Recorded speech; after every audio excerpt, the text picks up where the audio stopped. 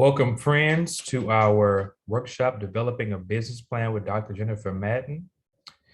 You have likely read about her via the bio that we posted, or read about her via Hoover, where you may have seen more about her coursework. I'm always thrilled to be able to invite her into MBA spaces. One space that I'm proud to be able to share that she shares in is that she serves as our SIT cohort, which we've been talking about, the social entrepreneurship cohort, as the resident instructor. So each huddle that we've had this year, she's been the lead teacher. And I'm sure after you hear this presentation, you will definitely understand why those who are part of the cohort are definitely thrilled to have her as an instructor, as she is definitely knowledgeable, enthusiastic, and just has a charismatic, alluring personality. So I will let her share more about her if she chooses. But again, the time now is Dr. Madden's to developing a business plan. All right, wonderful. I am always excited to provide insight and information. And it never matters to me if it's an audience of 1,000 or an audience of 1, because each one of us gets to impact others. And so if I can fill your toolbox with useful tools, then you can lend those tools out and also be impactful for others around you. So I'm super excited to be here. I am going to share my slides and walk us through a couple of critical pieces when it comes to developing a business plan. And the reason that this workshop is here, and I think that there's always so many questions and so much energy around developing a business plan, is because whenever you're launching a venture, you have a business, that is the first question, like what is the business plan?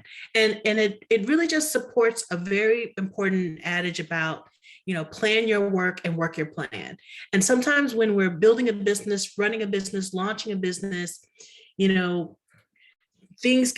can be so busy in the work that we forget to align with the plan. We forget that we've taken the time to chart out the future. And there's something very powerful about charting out the future, because where you set your eyes, that's the direction that you will follow. So investing the time in developing a business plan, it really gives you the ability to set your eyes so that that's the direction that your business can follow. So I've tried to put together some slides that can give you some really good insight on how you can develop that business plan, how you can set your eyes. So I'm going to go ahead and share my screen. And because we're kind of a small group, if there are questions, please do drop them in the chat, and I can sort of I'll save some time absolutely in the end for some Q&A. I'll pause during the session and see if there's any questions or comments, but I can likely provide some additional value given that we are a smaller group. So it's exciting. All right, share my screen.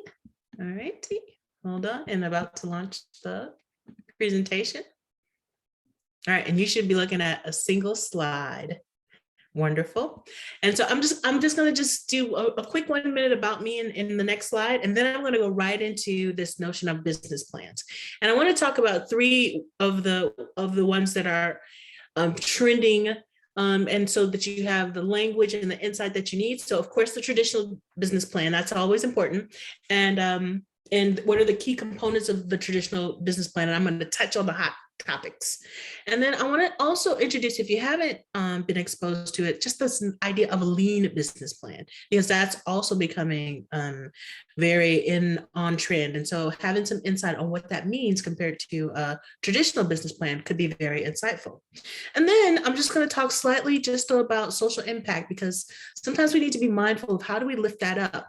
I'll talk more about this, but when we think about traditional business plans, there's always the language about return on investment. So when you're doing social impact work, you need to be able to talk about a social return on investment. And how do you present that information? How do you better understand or best communicate that information? So we're going to touch on that a bit as well. And then I also love to leave toolbox filled.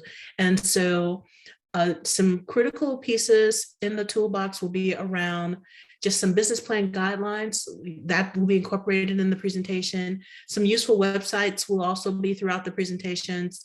Some places where you can find up-to-date information, like through the SBA, which is a great source. There's a wonderful tool by Dr. Newton that talks about margin, burn, and volume. And if you have that conceptually, it is extremely helpful for your business. No money, no mission, no margin, more specifically, no mission. And there's power in understanding your margin, even when it comes to a social return on investment. So we'll talk about that. And just, again, providing a very simplified exercise so that you're clear about MBV will be very useful for you. So, and the other piece that I like to do when I do presentations, I put little green stars in the slides. So if you go back to the deck, the green stars really mark the core concept. It's a key concept that I want you to lean into, because it will be a critical one for you to have a good understanding of as you do this important work. So that is what I'm going to cover in this 50 minutes. And so fasten your seatbelts. So just quickly, 1 minute on me. I'm Dr. Jennifer Madden. I am the Dean for the School of Business and a Professor of Management at Linfield University. And also, I am the President of Leverage Point Development. And if you've seen my presentation, you know that Leverage Point is a boutique consulting company, and boutique is fancy for just me.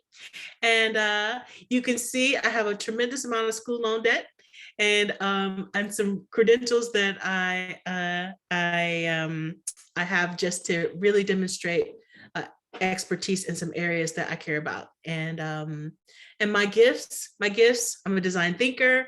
I am a collaboration maker, a strategist. My gift is bringing ideas to fruition.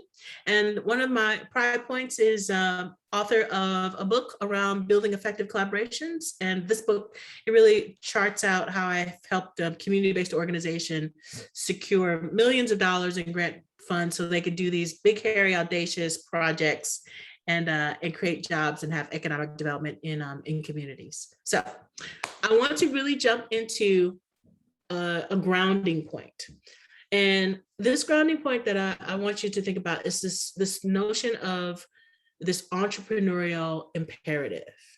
You know, it is about this encouragement that we need to have. We need to fuel this encouragement and burning drive to create new ventures. And knowing that when you do this work, it takes like courage, and it takes, you know, a mindset to like go after opportunities, a willingness to take risk, a willingness to make something from nothing. That word is bricolage, just so that you know, the ability to create something from nothing. Your willingness to push an idea through to implementation. It's incredibly powerful in this work. And if you lean into this entrepreneurial imperative, it will build in resilience for you and your work so that you can see it all through. So I want you to lean into this idea of this entrepreneurial imperative and buy into this so that you can build in that resiliency to kind of push through. So that's my seed that I want to plant, and then I'm going to fertilize that seed and harvest that seed with some good information. So I want to start also by saying that there are some very useful websites that can get you information that you can start from.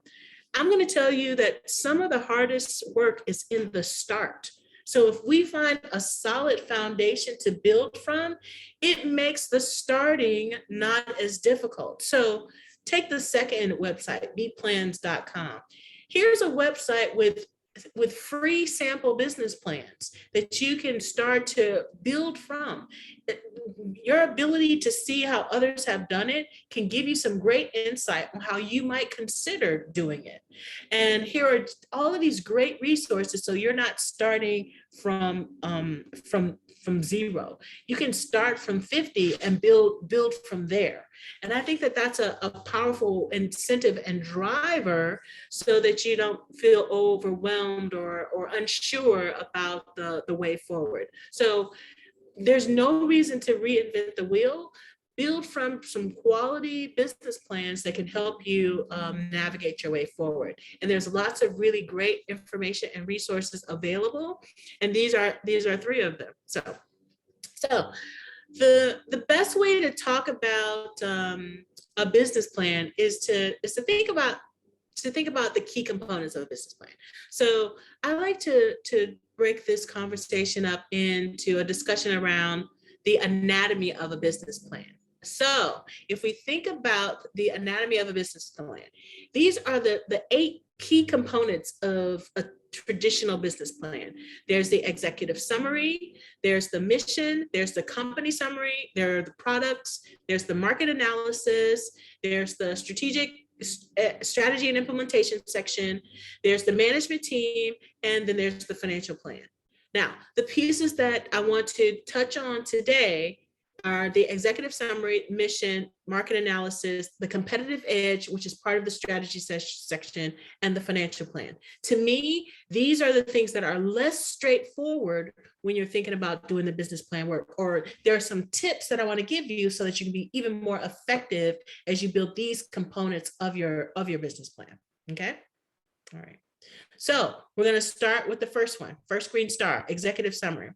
Again, this is just is exactly what you think it is. It is a summary of the information that you presented in the detailed business plan. I put the green star by executive summary, not because I think that people don't know what an executive summary is, but there's some key insight around executive summary. One, always write the executive summary as if the reviewer didn't read anything else, you could leave such a compelling imprint on your reader in this executive summary that they would have some insight about the business just in reading those 1 or 2 pages. So the executive summary feels just like, oh, it's just a small thing in this much bigger business plan. But I'm going to suggest that this executive summary is a very powerful piece of your business plan.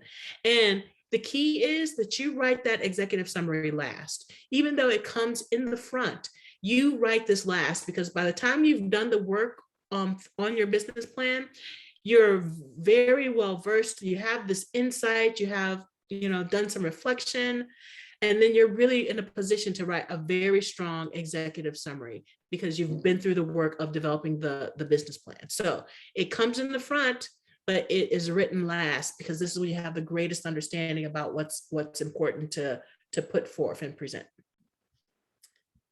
In that second area that I think we need to review, it's all around this mission piece. So if you think about the mission is the reason that the organization exists. It's the impact that the entity wants to have in the world. But to really have a good understanding of mission, it's also important to understand vision and values and where they rank and sit. That way, it's clear. Your mission is very clear because you also understand your vision and values. So it's worthwhile to just take a moment to think about those components as well. So we're going to start with vision, because vision typically starts at the top. Again, vision is essentially what success looks like. If you're achieving your goals, if you're accomplishing your mission, this is what the vision looks like. Often this vision is aspirational. It's something that happens in the future, but having that vision is a very powerful part of the work. The mission piece, the mission is why this entity, this organization, this business exists.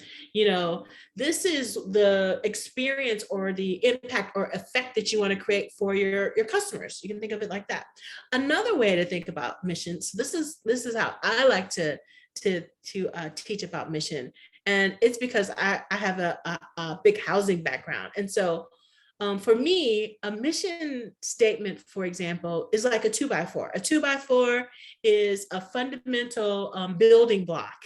And just like a mission statement is a fundamental building block.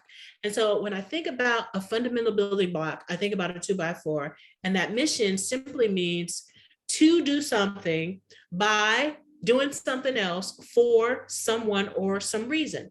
So if you're thinking about your mission, what's your 2x4? to do something by doing something else for some reason or for someone. So you think about your vision, big aspirational picture, mission, your 2x4, to do something by doing something else for someone or some reason. And here you can ground yourself in the mission of the entity, of the business, of the venture. And it's a nice grounding. And then that brings us to the values. The values is really around organizational culture. And values are important because, as the adage says, your culture trumps strategy every day. It's important to think about the shared beliefs in the organizational culture, the culture of your business, as you talk about your values.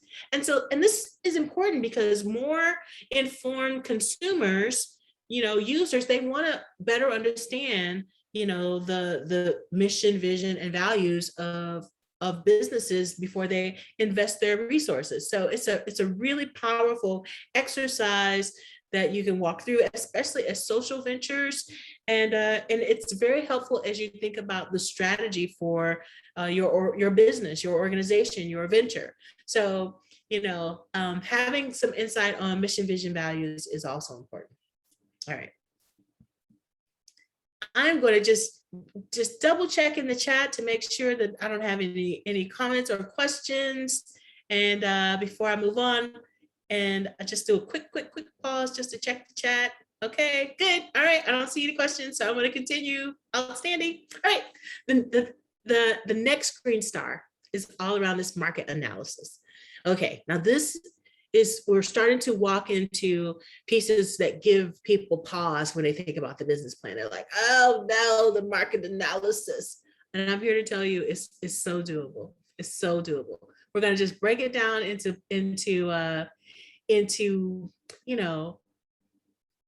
realizable components so that you can make it happen. So the market analysis, the most important piece is understanding that the data is available for you. When we often think about market analysis, we often think that we have to reinvent the wheel. And I'm here to tell you there are resources available for you to build upon. And I am going to point you to some secondary data sources that I think are very, very useful and impactful for businesses as we think about, how we define our market and how we try to carve out some market share. How do we tell our story? So the components that I want to talk about today are some data sources that are very, very useful for you, as well as some insight on marketing, because that's also very important in this work. So let's start with the data. So now, secondary data sources that are incredibly useful for you include the census data. Man, it's just so much good data in the census data. And it is seen as a viable, robust data source, and trusted data source. You can really gain some great insight using the census data to help guide your work. And also sometimes the BLS is important. Maybe you're trying to understand some pricing and wages or what different types of businesses you need to support. The Bureau of Labor Statistics is also a really incredible resource for you. But let's start with the census data. I'm going to tell you that this census data used to be very, very difficult to tap into. Now the interface is so much more user-friendly. And here's just a snapshot.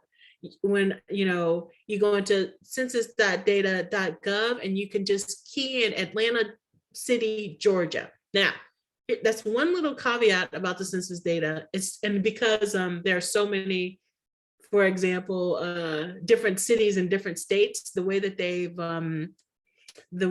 have defined the parameters in the census data is that you search by, so Cleveland City, Ohio, Atlanta City, Georgia, so that you can get to the right city in the right state. Because believe it or not, there's lots of Cleveland cities and lots of states across the US. So, but you can get there super easy. AtlantaCity.Georgia. And immediately up-to-date data around population numbers, median household income, poverty rates, employment rates, it's so much rich data and information. in the website, this free website that's very accessible, so that you can begin to understand your market better.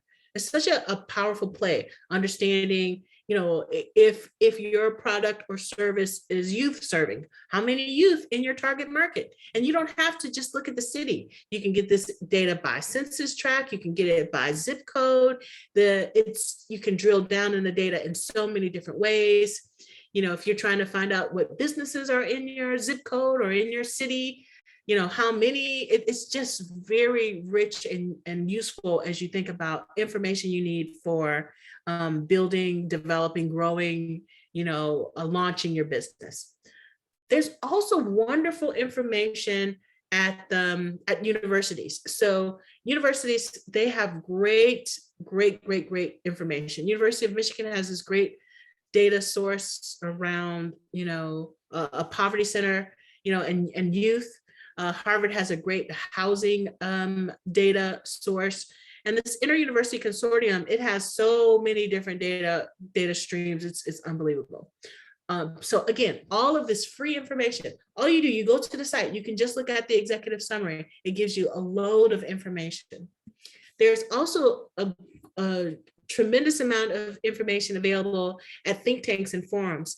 Aspen Institute, they do so much work around entrepreneurs and micro enterprises, Brookings and Urban Institutes, MDRC. I don't know what those letters stand for, but anything I want to know about hard to employ, so public housing, formerly incarcerated, K through 12 schools, like MDRC has some of the most cutting edge research I've seen, all available at no cost.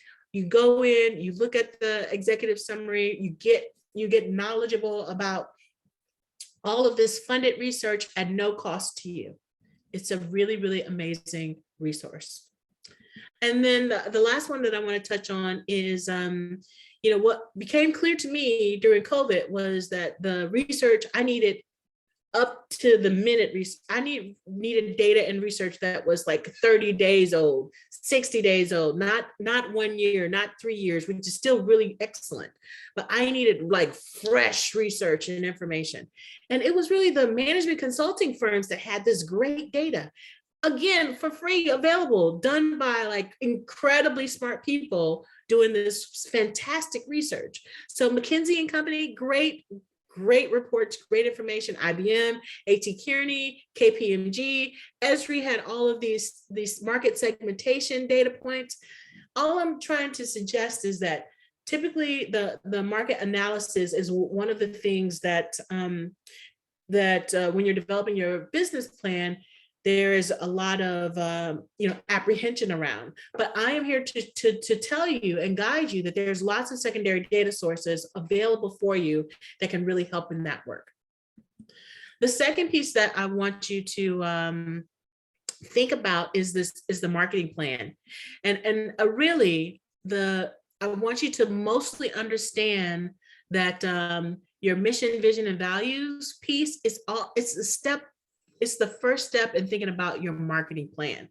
And just understanding the different phases of the marketing plan is a part of the business plan development. So, and you can see the very first step in your marketing plan is this mission and objectives, So again, understanding the marketing plan as it's situated underneath the business plan is also really good insight.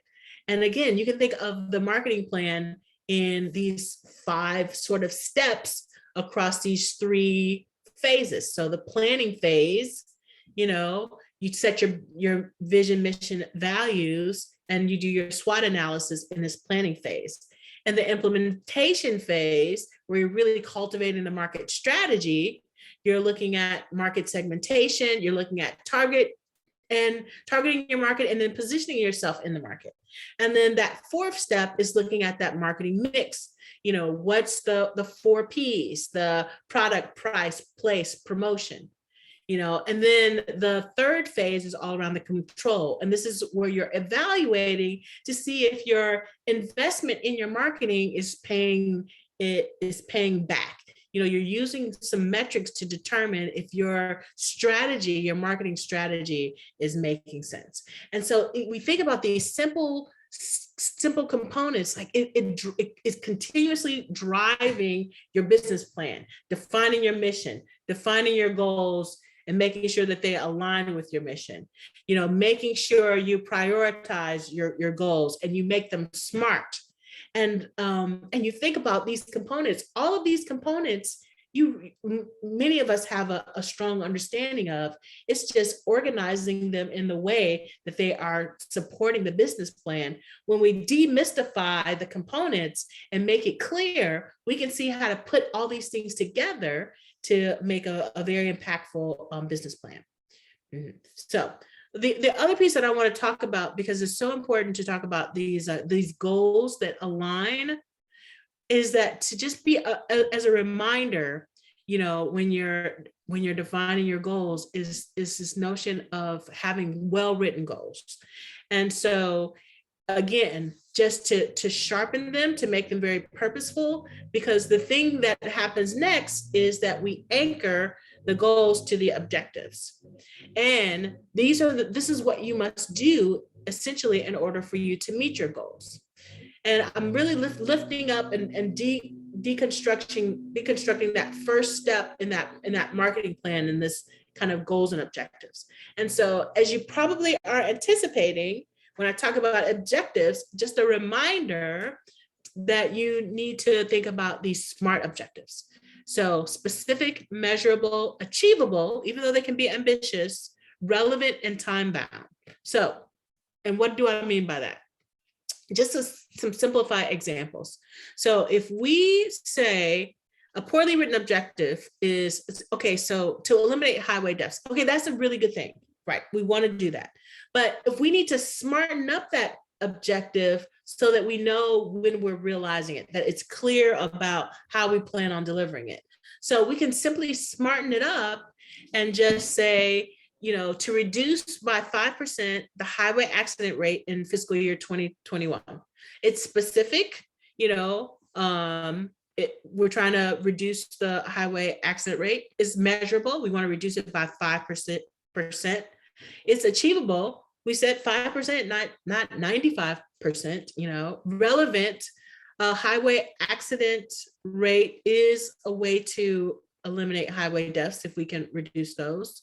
And it's time bound, meaning we want to complete this in fiscal year 2021. So now we're given greater clarity around our objective by just smartening it up. We know how to prioritize resources. We know how to prioritize our time. We know how to do all these things that can be very impactful in this work that we're doing. Another example, to reduce crime. Yes, we want to do that. That makes sense, all the sense in the world, right? But how do we really know if we're meeting those objectives? But if we smarten it up, then we have a better idea about what it is that we're doing. So instead of reducing crime, a SMART objective is to reduce thefts by 5% over 12 months. So it's specific, it's theft, it's measurable, 5%. It's achievable, okay, 5%. Relevant, reducing theft is a way to reduce crime, and time bound, 12 months. To provide faster service. Yes, I want faster service all day. But what does that mean? Smartening it up could mean to reduce waiting time by 15% in 1 year. It's specific, measurable, achievable, relevant, and time bound. So when you put together the SMART objectives to anchor your goals, that align with your mission, now you're starting to build a really amazing pathway for your business. And so when you put it all together, you can move from, well-written goals to SMART objectives. So you could start with okay, in this business, we want to assist people with disabilities. Okay, that's really noble. But what would happen if we just strengthen and had a well-written goal to enhance participation in society of people with disabilities? It's just excellent and smartening it up to create 50 new employment opportunities for people with disabilities in 2021. And now you have greater clarity about what it is that you would hope to do. Okay, good. All right, Ken has a comment. He's also created SMART goals that are just slightly different: specific, measurable, action oriented, realistic, and time bound. I think that's a good add.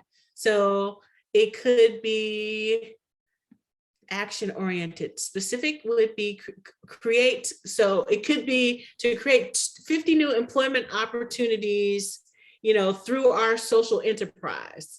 Or so it's completely doable to add something action oriented if it's helpful in your work. And I've seen achievable, actionable. Oh, I've seen the R change too. Relevant, realizable.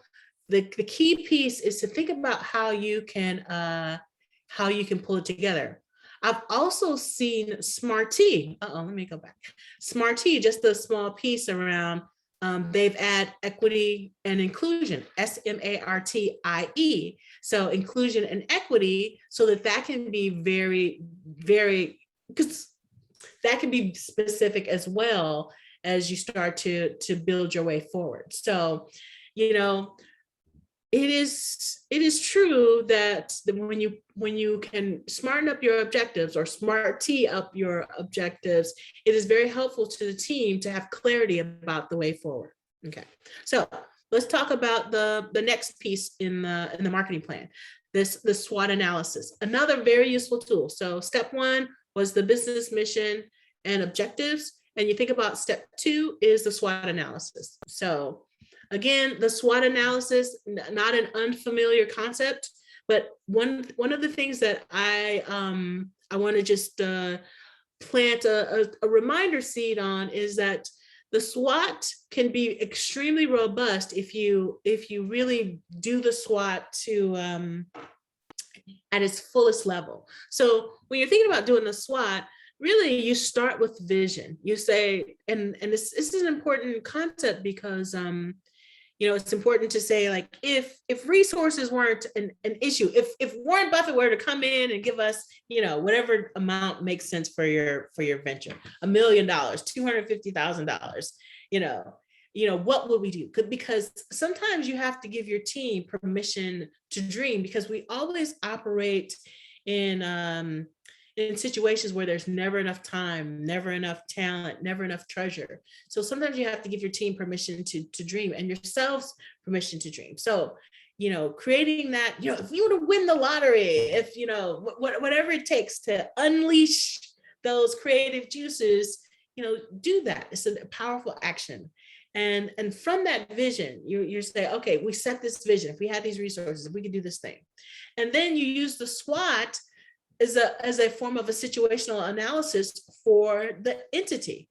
So you look at, currently and historically, you can look at the organization, you can just talk about the journey of the organization, and then you jump into what are some of the strengths, weaknesses, opportunities, and threats for the organization, for the entity, for the venture. It's so important, the SWOT analysis, is because no one knows the business as much as you do. So if you can do an effective SWOT analysis, you can know where you need to leverage your strengths, build upon your strengths, and where you need to mitigate those weaknesses and threats.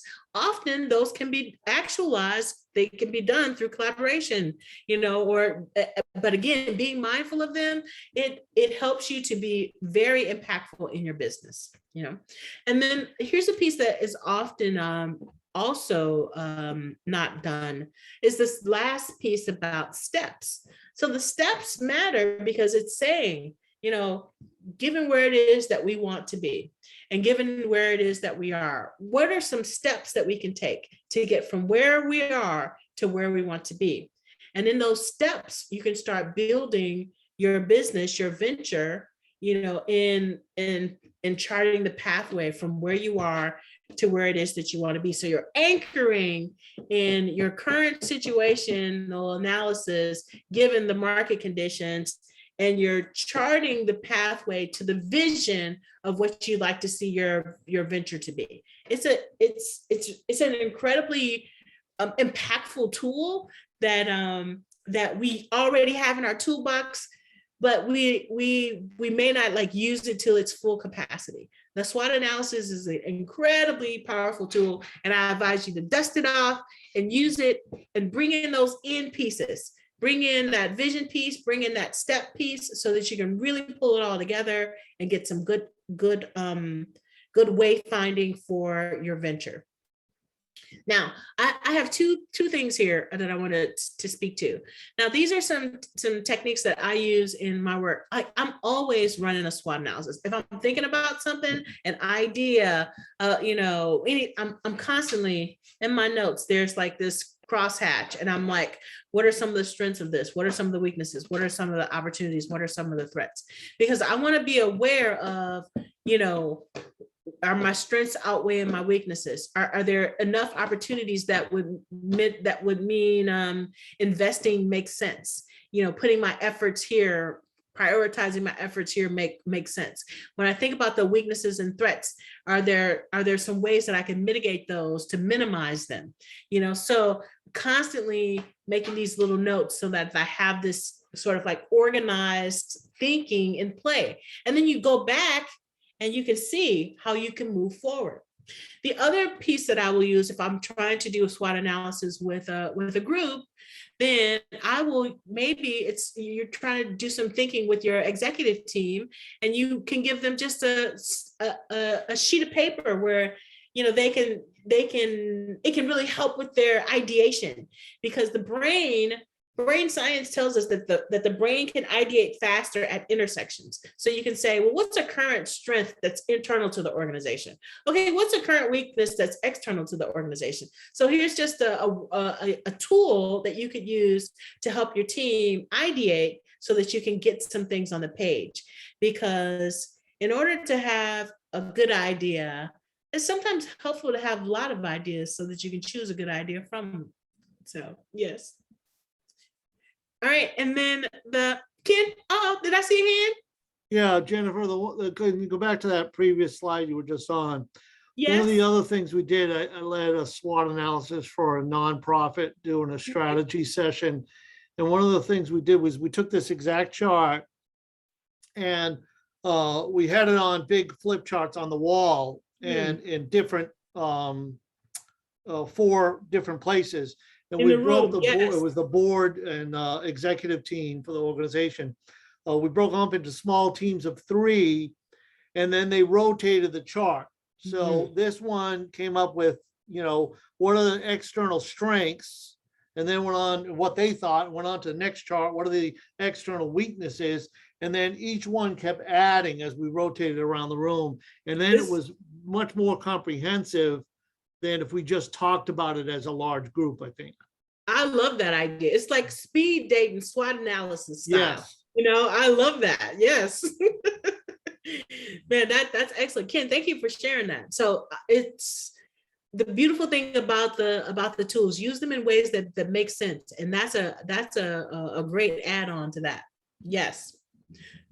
All right. So I wanted to talk a bit about the implementation phase. So again, I would love to give you a graduate degree in an hour, but unfortunately I can't. But I'm trying to put as much stuff, I'm trying to stuff that toolbox so that you have some understanding of these components. I'm going to just demystify this stuff because it's completely accessible to you. So I just want to talk about a couple of things in the marketing plan phases. And so when we think about the implementation piece, I want you to just a tiny bit on STP, just because it feels unclear, but I'll promise you that it's not. And who's gotten really good at that? Disney. Disney understands STP, segmentation, targeting, and positioning, unbelievable.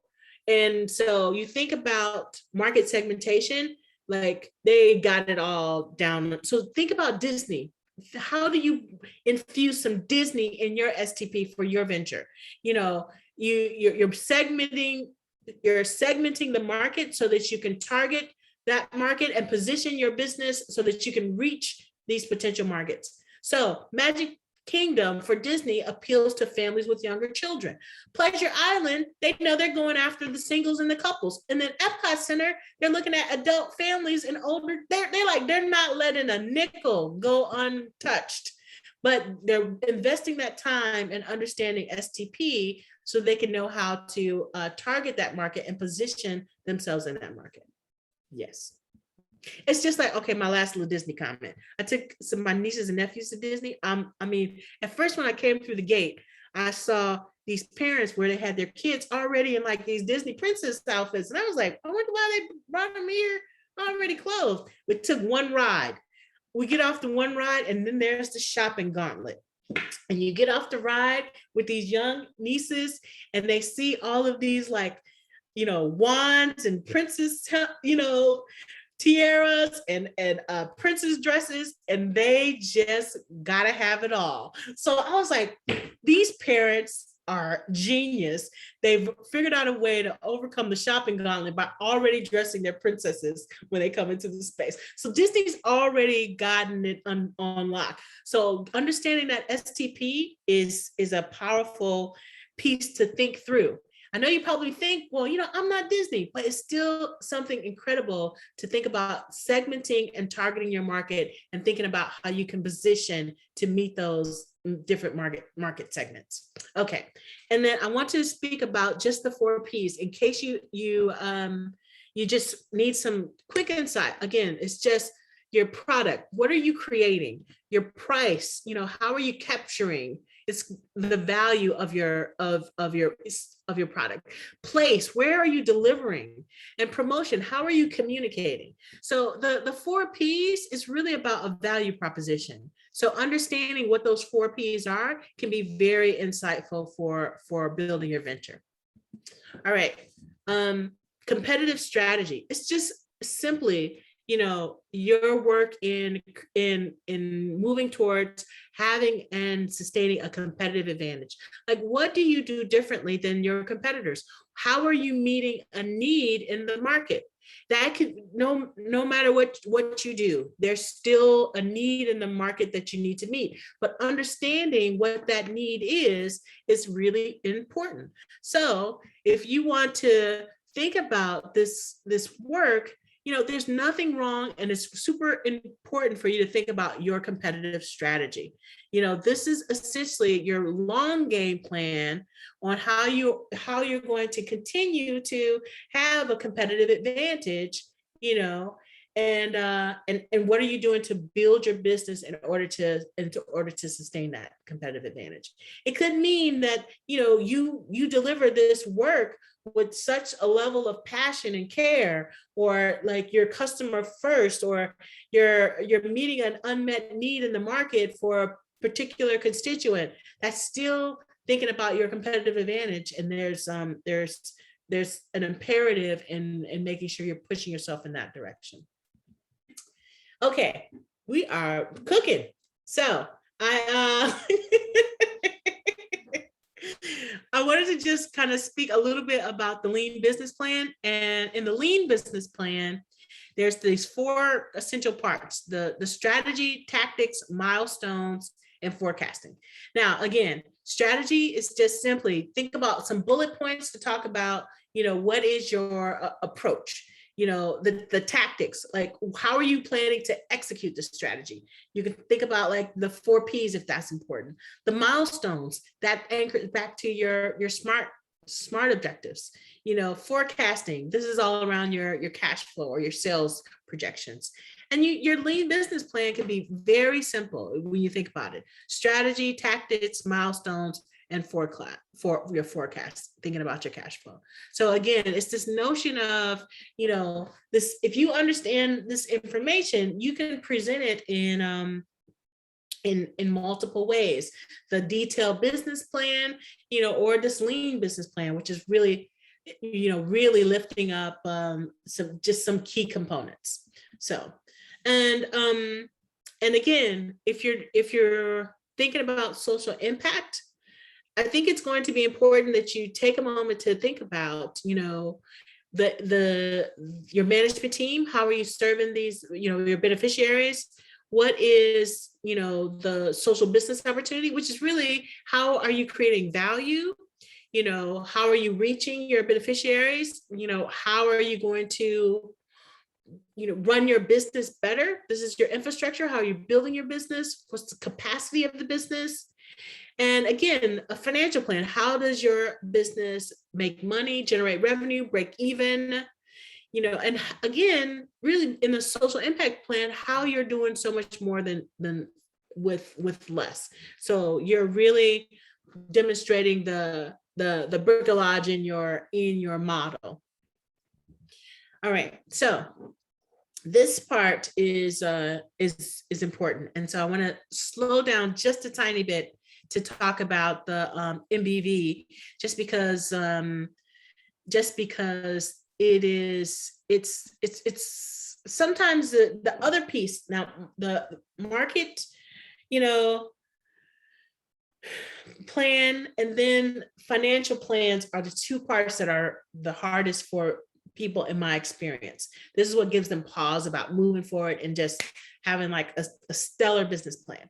So I want to break these components down because I think that they will be so important. And I've tried to put them together. It's built off a more of a complex model, but I've created a simplified one. And I just want to walk you through some steps so you can see how this can be very useful. And if you can have a good understanding of your MBV, you can really build life into your venture. So margin, this is profits on each sale. So if it costs you, if you sell your service, and I don't care if that service is a free meal, whatever it is, there's still a cost. Somebody still pays for it, but if you understand what you sell it for and what you buy it for, what it costs you, understanding your margin so that you can really think about your business differently. Even if you're a social enterprise, you still need margin. No margin, no mission. You still need the margin. And understanding what that margin is gives you the ability to price it even to a foundation. This is what your program costs. But you need to understand the margin so you can generate revenue off of each of the sales so that you can continue to run your enterprise. So the margin speaks to the profit. The burn, this talks about your operation expenses. And then the volume, this is sort of like how many sales, how many, grants, how much do you need to generate in order to move forward? So MBV, I'm going to just break it down just a little bit more. Okay, margin, this speaks to your pricing. This helps you understand, what are your materials costs and your labor costs in order to deliver your product? Who are your vendors? Are you providing discounts? Do some people pay full and are some people subsidized to receive your product? Who are your subcontractors? Burn, again, think about this is sort of your operation costs. And then your volume, like think about your buyers and your organization and what do you feature, like your competitive advantage or positioning, your sales strategy, like how are you going about your business or your impact that makes people want to come to your business. So let me just try and give an example, because if we understand MBV, it can be very helpful for us. So let's take this example of a business that might do a spa service. So if we have this idea and your service is $30 and less the cost of, labor, and materials, think of labor, the massage therapist and the aromatherapy and oils used. So you could have a margin of $16. And so your burn is essentially, you have a $60,000 operation and so that's $5,000 per month. So you think about the $60,000 operation, this is all your overhead and all that other stuff. So you need to calculate the cost of running your business and then think about the products that you deliver or the service, and you need to create margins so that you can cover your cost. So if we think about it in this way, monthly burn, that's a annual $60,000, and that's where we came up with the $5,000. This gives us the volume to cover those components. So that means that $60,000 over $16 in margin.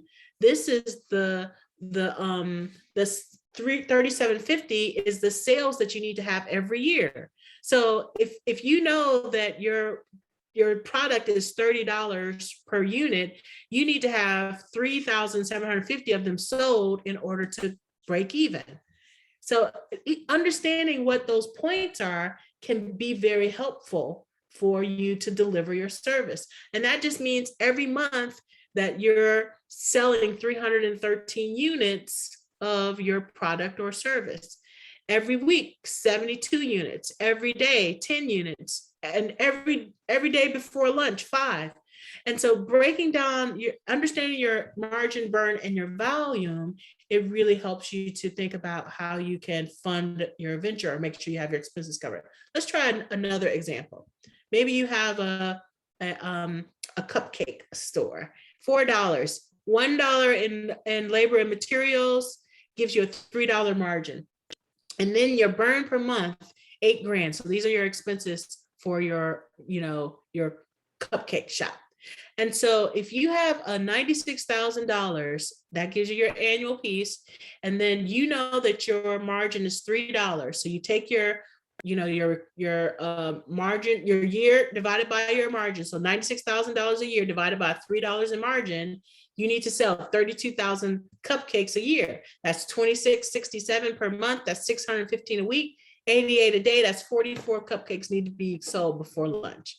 And so it's just, you're just helping yourself to think through, and let's just say an entity wanted to sponsor, you need to sell in that month, have them get 3,000 cupcakes. That covers you for the month. Understanding, the numbers help you to really understand your business. So a final example, maybe you do some type of training or coaching and your service is $150. And you, again, when you reduce the direct cost of labors and materials, that gives you $70 in margin. You have this operation where your expenses to run your operations are $14,400, and that's 1,200 times 12. And then again, per year, when you divide that 14,400, your annual operating budget divided by your margin, you need to have 206 training and coaching sessions per year. That's 17 a month, that's 4 a week. It just really helps you think about your business and what it is you have to deliver in order to make it impactful. And so the other components that will be on the that we kind of talked about here is like the different business plan guidelines, some useful websites. The SBA has examples of a lean business plan. This, MBV, margin burn volume, is also a very useful tool, that you can use. Okay. Wow, what a lot.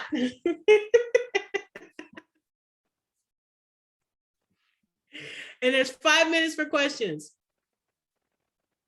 So, okay, Kim, thank you for your question. If your services are free, they're not free. They're not just costing your client anything. So still, it's important. If you're a foundation, you need to tell them, I do, let's use the training and coaching. I need for you to buy, 100 sessions of coaching for my constituents. You still need to know your price because you still need to raise the revenue. And this is how you get to this social return on investment, that the foundations who you're going to secure dollars for your organization, you still can tell them how much things cost, how much they will cost you, and you need to know how much it costs for you to deliver your service. So even though you're not selling it to a customer, the foundation or a corporate supporter or an individual supporter, now you can say, with your $100, we'll be able to do X, Y, Z. And then you don't have to worry about raising money for overhead because it's already booked into your margin.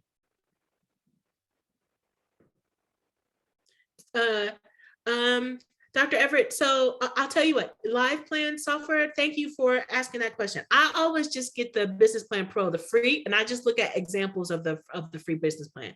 Because once they give me the example, I can write that up myself and I don't have to pay for the software. But If you think that that software might be helpful, do the trial, but go to Business Plans Pro, which is connected to Life Plan, and just look at sample business plans. There's hundreds and hundreds of them.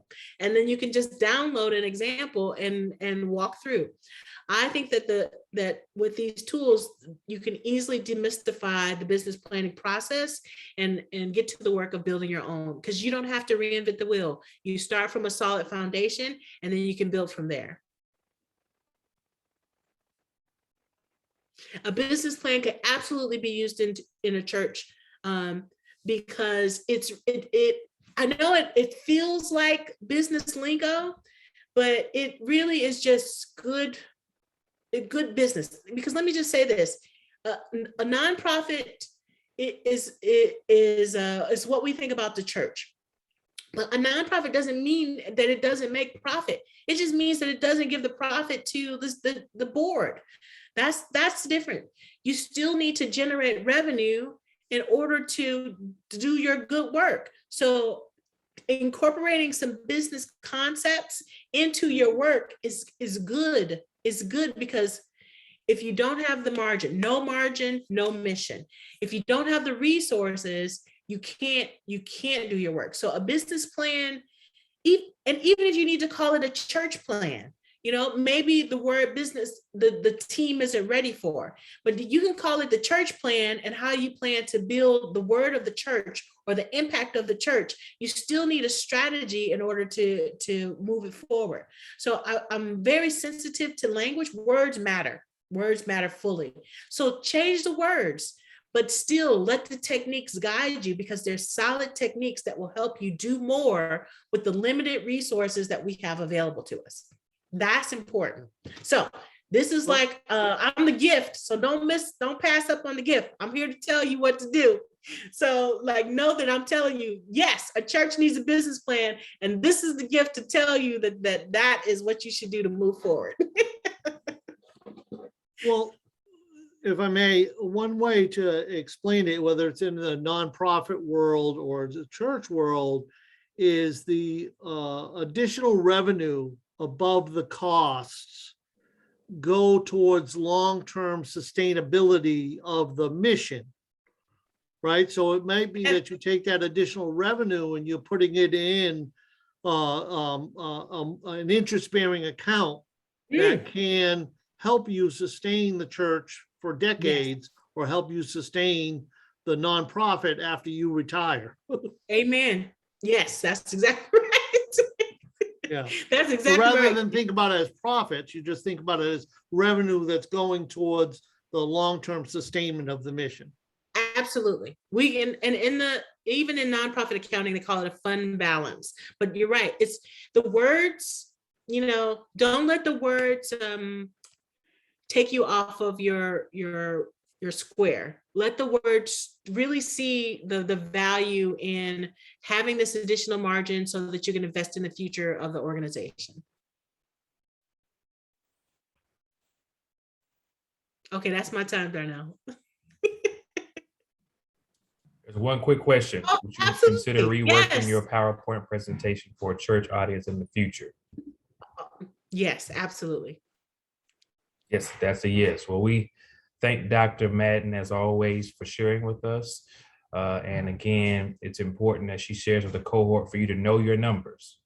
Nonprofit, church, for-profit, mixed, it doesn't matter. You need to know your numbers. So I hope this is helpful in creating a foundation and building blocks. If any questions you may have, you can always, for at least next 24 hours, shoot over some questions using Hoover to Dr. Madden if you need some follow-up questions.